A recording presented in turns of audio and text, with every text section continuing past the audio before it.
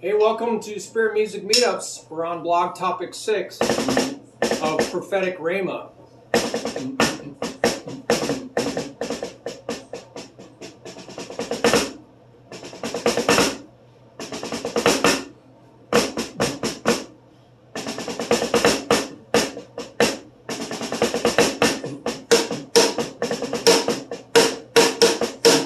Spontaneous music, that's what a lot of this website's about.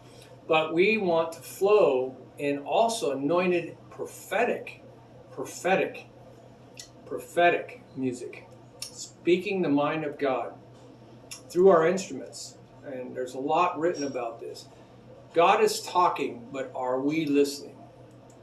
You know, I know where classical music is on my radio station, but before I did know, I was ignorant. So Paul says, I'm writing to you about those who are, I don't want you to be ignorant, literally ignorant, uninformed about the spiritual gifts. So he had to, because they were not flowing in the spiritual gifts and they were misusing them and they weren't accessing what God was trying to give to them. I guess if you don't know what to ask for, you won't ask. So the problem isn't that God isn't speaking directly to Christians. And I didn't have any visions or heard from God or anything. I just read the Bible for 5 years, pretty much. 3 years for sure. And then I heard from God. And then I went back to the Bible. So my faith was really limited. And then I heard from God again in 1985. So, you know, we are really affected by the churches we go to and what they teach us, big time. The problem isn't that God isn't speaking directly to Christians. His directly spoken, heard prophetic Rhema words, but that most of us aren't listening or haven't tuned into the right frequency on the dial to hear, to understand him. That's the word akouo in Greek, where we get acoustic. A powerful prophetess from Alaska found out about a Holy Spirit class that just started at Grace for the Nations in Tucson, where I live. And she prophesied over the class. This is a little while back. You could hear a pin drop as I was sitting on my hands, shaking under the holiness of God in that room. The Lord said through her to keep the clear channel open. Afterwards, we asked her what this meant. Evidently, in Alaska, many people communicate via ham radio, and the clear channel is a special frequency nobody is supposed to broadcast on unless there is an emergency broadcast. You wouldn't even get any important information unless you knew about this channel. That's right, you would not know what was going on if you didn't know about this channel. So ham operators have to know about this channel.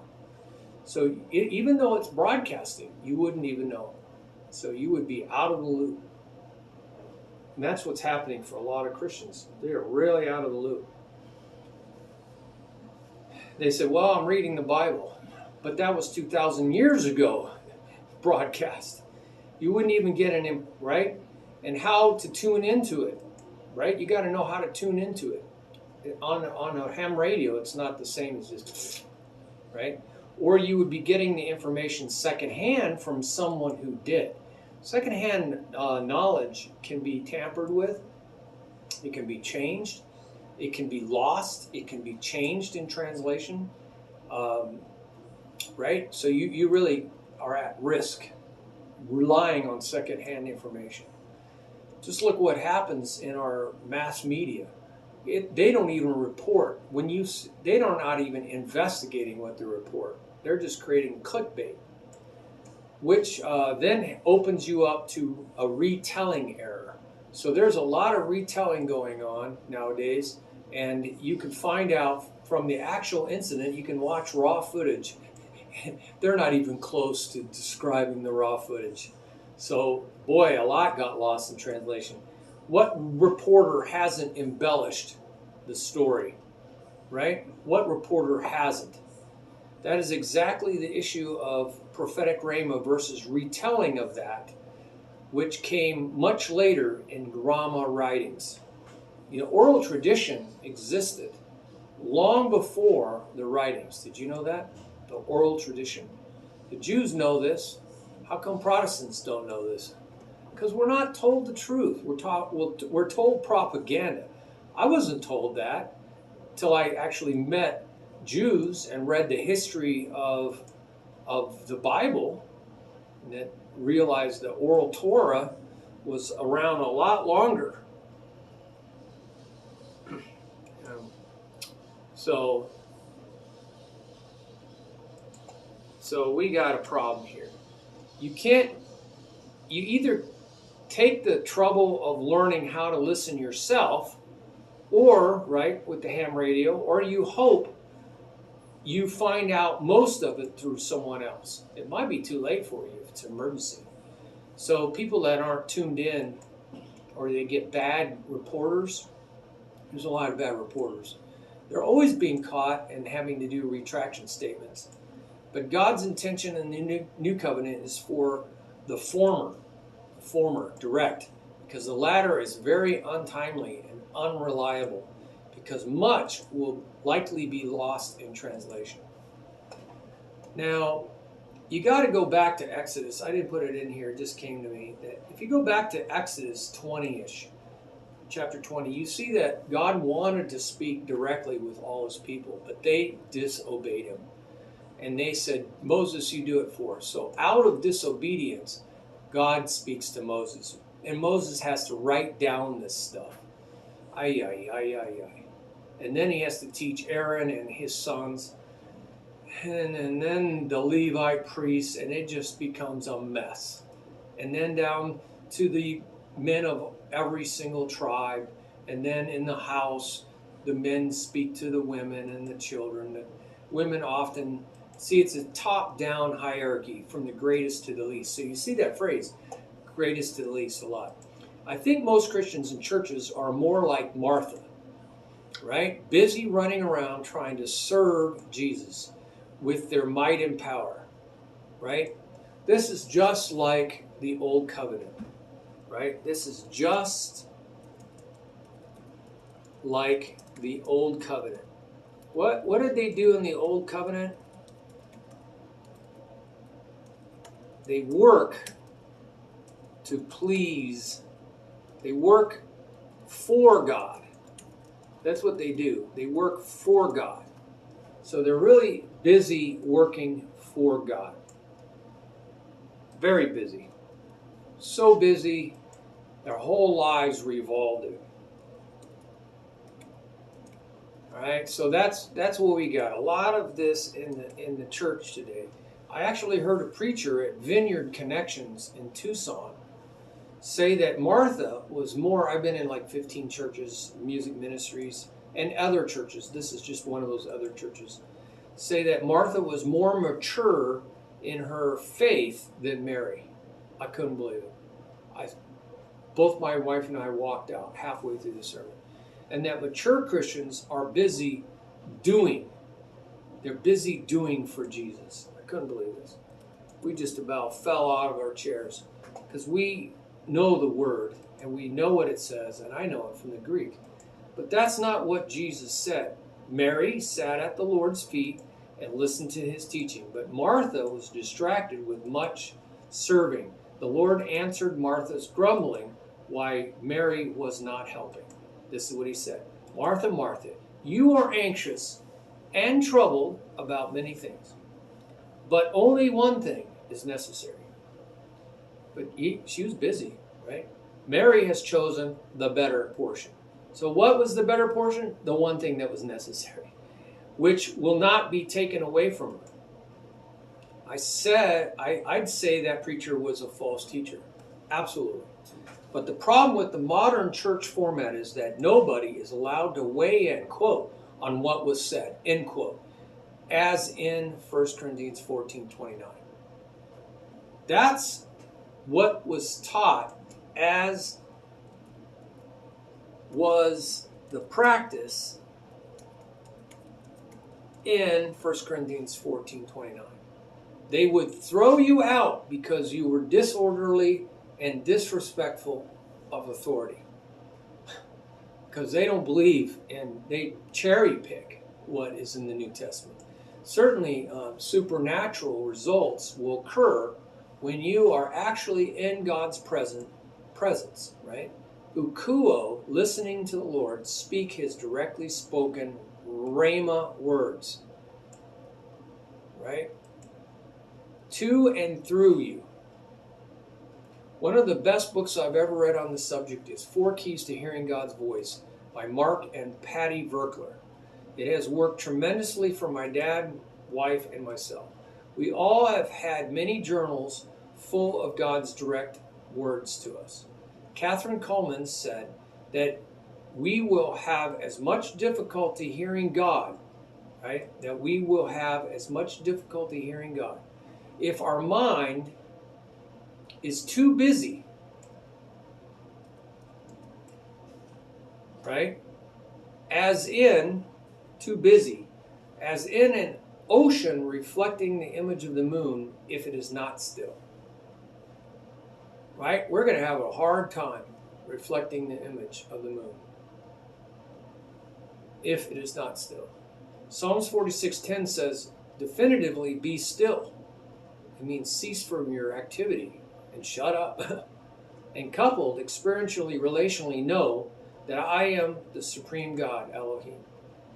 These are coupled related ideas, or very likely one thusly leading to the others in the Greek. If we stop moving and stop talking, right? Stop moving and stop talking.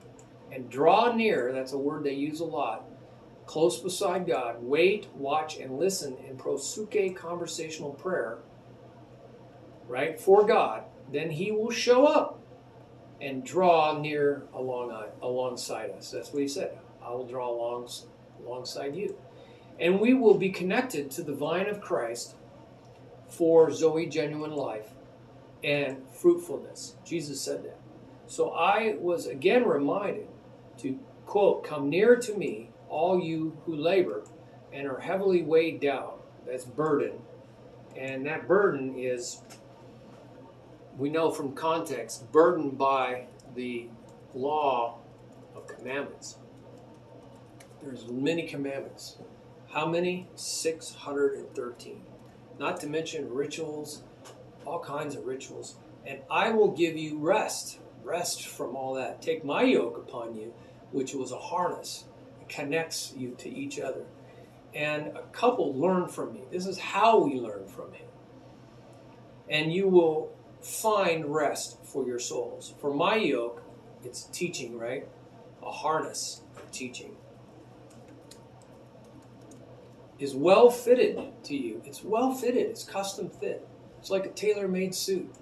And my burden is light to carry. It's feather light. It's feathered. It's so light, it's like a feather. So there's a lot of great notes on this. So you might want to look at that. And you can really dig into it. The subject of akuo, hearing or listening to understand, will be covered at length in the knowledge page, right? Go look at that. So I'll give you a link for knowledge. And there's another page you want to go listen to. So I just hit something wrong. Control V. Oops, no, that's not what I want to do. Knowledge. On the bottom, by the way, of all my website pages, there is a site map. So you can find your way through everything on my website. So there's a wealth of information here. And then there's a prayer page, conversational prayer page. And you want to go to those, because that's what makes the dialogue unique, right? Conversational prayer makes the dialogue, it's a dialogue, right? Conversation. Unique from the monologue of desis, supplication. So it's always prayer and supplication. As Christian musicians, we especially need to tune in to God's frequency and receive directly from Him. So it's just like prayer, but for a musician, we're tuning in directly from, right, what He wants to play through us. We let go and let God. We have to really let go of God. Otherwise, we are just playing from our own flesh's might and power. It's just, right, for God. But that's just like the old covenant, right? For God stuff, which is the essence of all religion. See, the Old Testament is religion, big time. New Testament is all about relationship. Staying busy for God, right? This whole for God thing is what every religion is about. Isn't as important, right, as waiting for the Lord to speak. So this whole Martha thing, we need to wait for the Lord to speak and move through us. That's what Jesus was saying was the more important, right, thing to do. So I hope that gives you some ideas there. And you can interact with this on the bottom in the comments, and then on the page there's a comment section. This is how we learn from one another. Look at body ministry and go look at teachers, go look at leaders. You'll see a lot has been just passed down, traditions of men, traditions of churchmen, Catholic churchmen to boot. And a lot of it did not get reformed by the Protestant Reformation. It's still lingering out there, still waiting to be fixed. And well, the Lord's going to fix a lot of things because His Holy Spirit just makes everything super clear.